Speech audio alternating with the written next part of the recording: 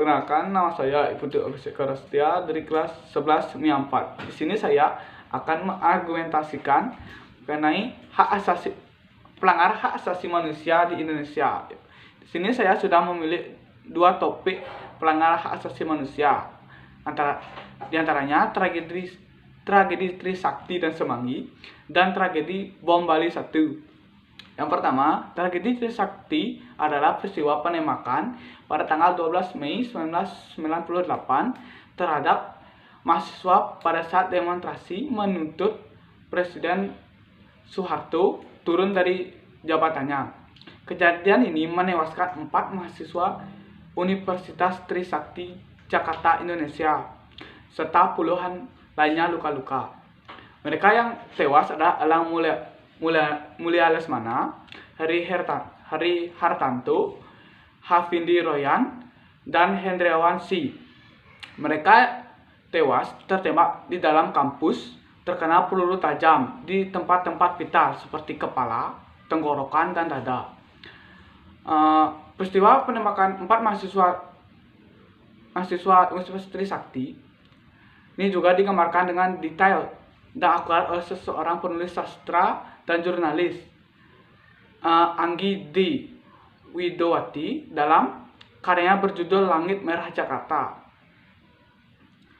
Latar belakang kejadian. Ekonomi Indonesia mulai goyah pada awal 1998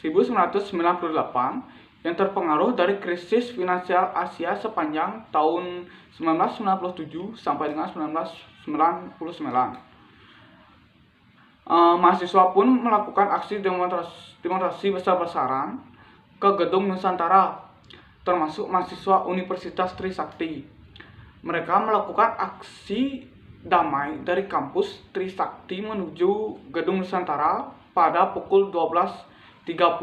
Namun, aksi mereka dihambat oleh blokade Polri dan militer. Datang kemudian, beberapa mahasiswa mencoba bernegosiasi dengan pihak Polri. Akhirnya, pada pukul 17.15, para mahasiswa bergerak mundur, diikuti pergerakan maju aparat keamanan. Aparat keamanan mulai menembakkan peluru ke arah mahasiswa. Para mahasiswa panik dan bercerai-berai. Sebagian besar berlindung di Universitas Trisakti. Namun, aparat keamanan terus melakukan penembakan. Korban berjatuhan dan dilarikan ke rumah sakit Sumber Waras. Berikutnya, tragedi Semanggi.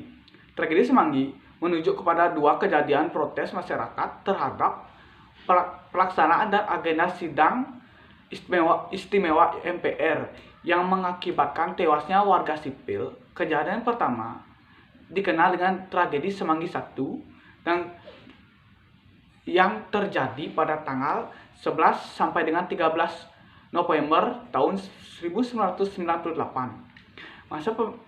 Masa pemerintahan transisi Indonesia yang menyebabkan tewasnya 17 warga sipil. Kejadian kedua dikenal dengan tragedi Semanggi 2 yang terjadi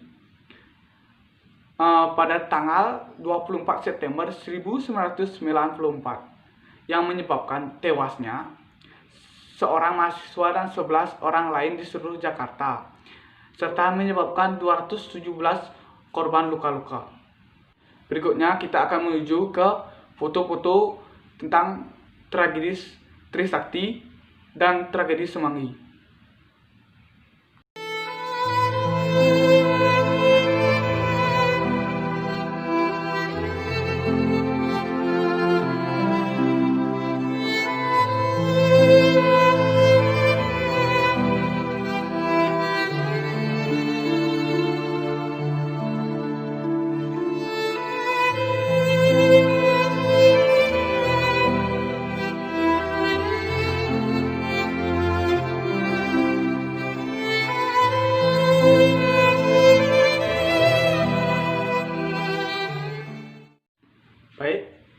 sini saya akan menyampaikan argumentasi saya mengenai kasus Trisakti dan tragedi Semanggi.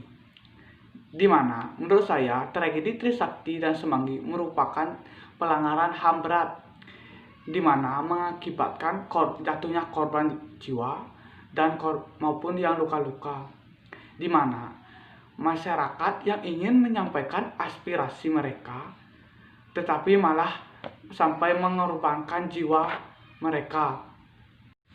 Di topik kedua, saya akan membahas bom Bali 2002 atau disebut juga bom Bali 1.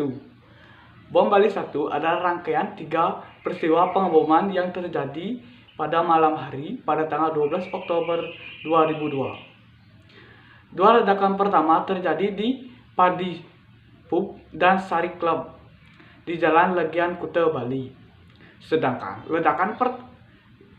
ledakan terakhir terjadi di dekat kantor konsultan Amerika Serikat.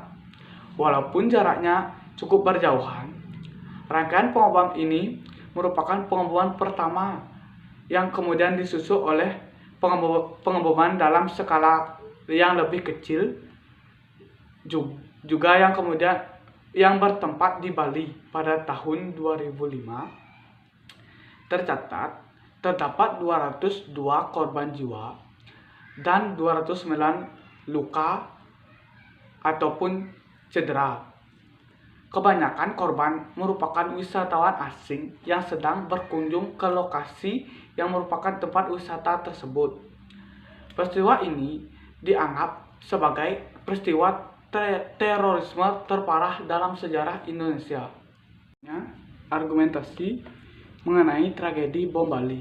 Menurut saya, tragedi bom Bali 1 merupakan kasus pelanggaran HAM berat karena menyebabkan puluhan korban jiwa dan korban luka-luka.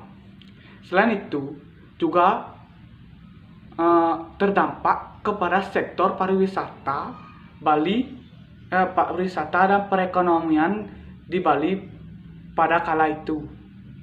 Sekian dari saya, mohon maaf apabila ada kekurangan dalam penyampaian materi ataupun kesalahan. Sekian dari saya, tetap diam di rumah dan selalu mentaati protokol kesehatan.